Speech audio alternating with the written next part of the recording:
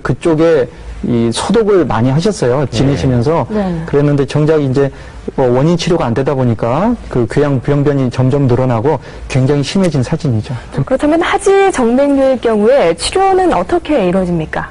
아주 옛날에는 사열이라 그래서 침이나 이런 걸 가지고 튀어나온 혈관에서 피를 빼냅니다. 그러면 정맥 안에는 이 깨끗하지 않은 이 혈액이 있기 때문에 이 그런 깨끗하지 않은 피를 빼내면 증상이 일부 좋아지고 그러면서 이런 사열이라는 치료를 많이 했죠.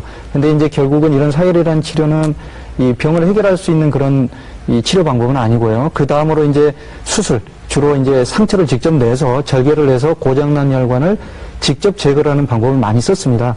근데 그 뒤로 이제 아무래도 치료받는 분이 이 뭐 통증도 덜하고 치료에 대한 부담감도 적고 그 다음에 치료에 따르는 어떤 상처나 모양적인 면에서 훨씬 부담이 덜할 수 있는 방법들이 여러 가지가 나왔는데 최근에 가장 이 각광받고 있는 치료는 혈관 레이저 치료 방법입니다. 그래서 이 레이저 치료는 과거처럼 이렇게 크게 절개를 하거나 그럴 필요 없이 치료가 가능하게 됐고요. 그래서 보시면은 결국은 고장난 혈관에서 피가 역류하지 않게 만들어주는 게 치료의 목적인데 수술은 단지 그 고장난 혈관을 직접 제거를 하는 방법이고 레이저는 직접 제거를 피하고 레이저를 가지고 피가 역류하지 않게 만드는 겁니다. 그래서 사실은 이 고장난 혈관을 막아버리는 거라고 보셔도 되고 제거한다고 보셔도 되는데 그 혈관을 막으면 그러면 다리의 피는 어디로 가느냐 이런 질문을 많이 하세요. 근데 사실은 이 정맥류가 이미 발생한 혈관은요, 우리 몸에서 정상 혈관이 아니라고 보시면 됩니다.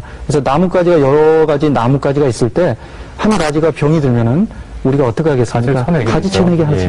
똑같습니다. 그래서 이제 수술이라는 거는 직접 절개해서 가지를 쳐내는 거고 레이저 치료는 그렇게 하지 않고 뭐 마취를 크게 하지 않고 그냥 이 레이저를 가지고 그런 거를 해결한다 이렇게 보시면 될 것 같습니다. 네. 그 외에 이제 방법으로는 흔히들 주사 치료라고 하는 혈관 경화요법이 있습니다. 그래서 그림에 보시면은 이 작은 실핏줄들이죠. 여기에다가 혈관 경화제라는 약물이 있습니다. 그래서 주사를 해 넣는데 일단은 이제 초기에 하게 되죠. 그리고 이 그림을 보셔서 그렇지 사실은 쓰게 되는 주사 바늘이나 이런 게 굉장히 가늡니다. 그래서 뭐 실제로 치료할 때 통증이 거의 없고요.